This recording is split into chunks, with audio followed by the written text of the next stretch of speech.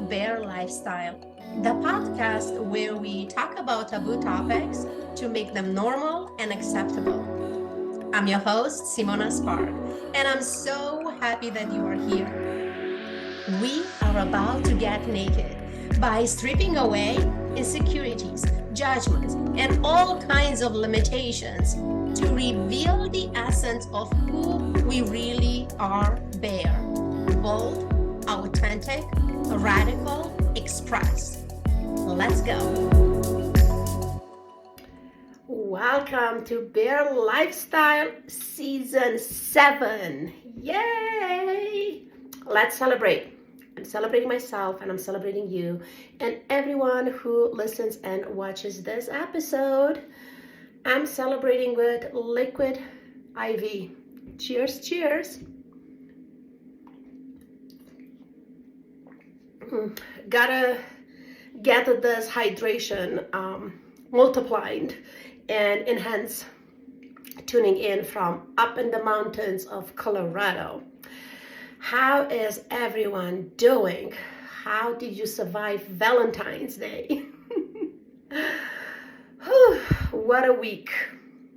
So today I want to invite you in having a conversation about the 4 pillars of BDSM and how to adopt this into our life, into our any kind of relationships. If you are not a fan of BDSM, or if you are flirting with the idea of opening your sex life to BDSM practices and you don't know where to start, I'm happy to announce you that I created my first quiz ever, Kink Appetite, to help you uncover what are your inclinations when it comes to BDSM practices. So find the quiz in the show notes and take it. It's free.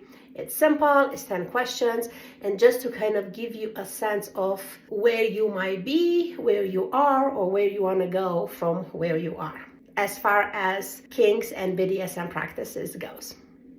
So let's get started and go through those 4 important, major, fundamental pillars of BDSM practices. Again, you could adopt those pillars in any relationships with any partner in order to prioritize safety, respecting each other's boundaries, to create a environment where you and your partners feel safe to explore and expand in intimacy space. Number 1, communication. Open communication. Openly discussing your personal boundaries, your desires, your rules. This is a matter of consent. We don't want to assume that our partners know what we want and how we want it. And where I see this being a problem, especially in mature relationships, when the partners claim that they know each other so well, they no longer need to communicate. Well, 2 things are happening there. First of all, as you grow and you evolve, your preferences might change. It is your job and your responsibility to inform your partner about the changes of your preferences. And second, I'm coming back to the consent. Like consent, it's big. Everything gets started from there, right? So most partners will forget about the consent during the sexual act, which creates a big problem. Just because you consent to have sex with someone, that doesn't mean that you consent to every single step that might go into that experience.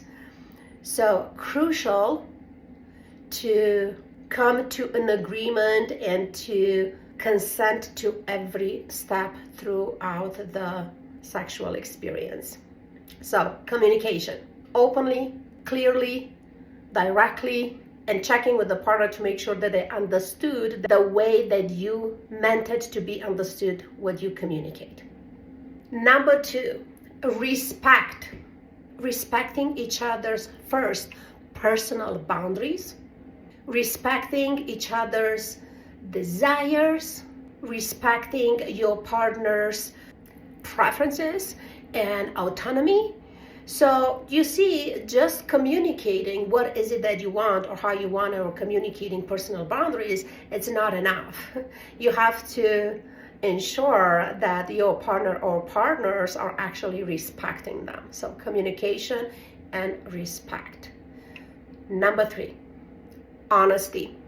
This is not a space where we are pretending. And don't even get me started on compromising. You know where I'm standing with that if you've been in this podcast before.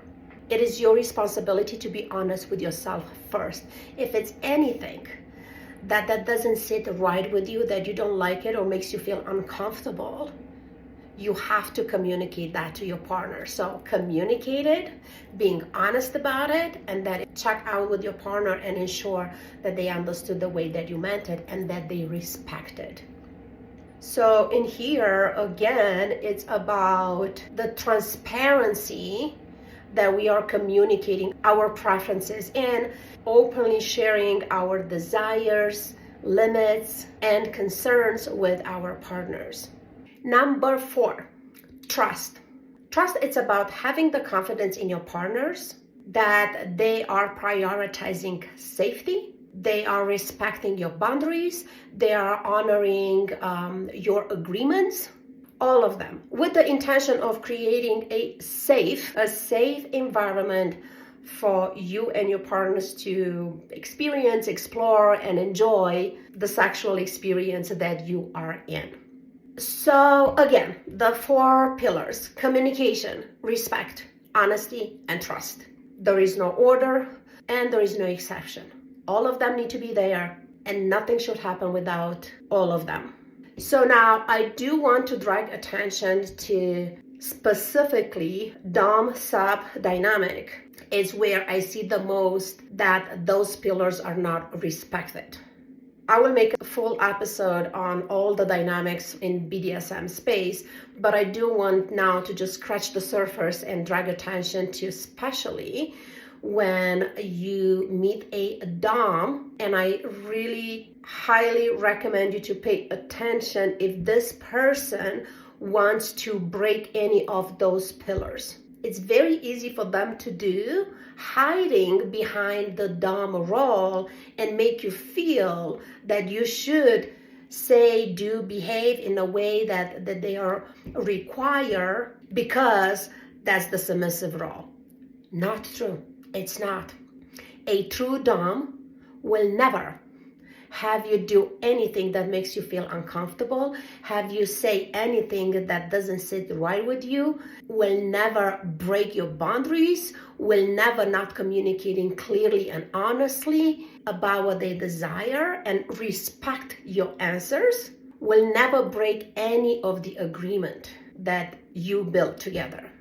I personally see that a lot. I am on different websites, even dating websites. They are including BDSM practices, and I see that a lot. Men, they are claiming I'm looking for a submissive woman. I even have few texts back and forth with a couple of these individuals, and they are really not Dom quality. They are predators. So just pay attention to this. And I'm not just saying men, because women too, like this is not gender specific.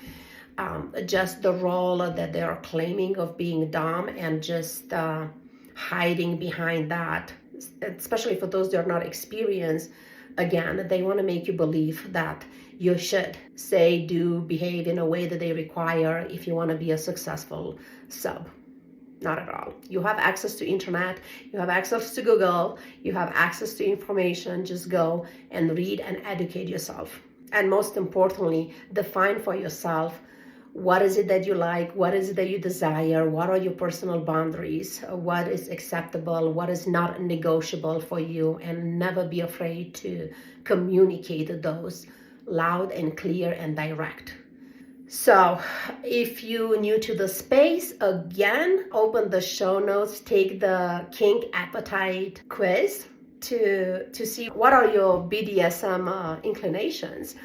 And if you just wanted to learn about yourself first before even interact with other partners, again, the dungeons are open. King dungeons for men and queen dungeons for women. These are filled with a dozen of self-pleasure practices that not only help you to discover your triggers and what are the parts of yourself that might need some attention, some healing, but also will help you like really experience pleasure in your whole body and learn how to expand on that pleasure and to have a truly deep connection with yourself that is gonna support so much more in a way that you connect and communicate with other partners, especially when it comes to intimacy space. And now I will close with an invitation. For those of you that want to be supported in one-on-one, I open 2 spots for men, 2 spots for women, and 1 spot for a couple that want to reconnect, ignite the spark in the intimacy space, and or open the door to BDSM practices. So if this is you, then open the show notes and book a free call. This is not just an assessment session. This is a full-on coaching session that even if we are deciding that this is not a right fit, at least in this session, I promise you, you will walk away with some tools that will help you move forward on this spectacular, juicy journey. That's all I have for today. I wish you an amazing day, a fantastic week. Go ahead and have a bear experience and take the kink appetite quiz. I will see you next time. Ciao, everyone. And this is where we landed. Thank you so much for tuning in today. And if you enjoyed the show, make sure you leave me a review to let me know.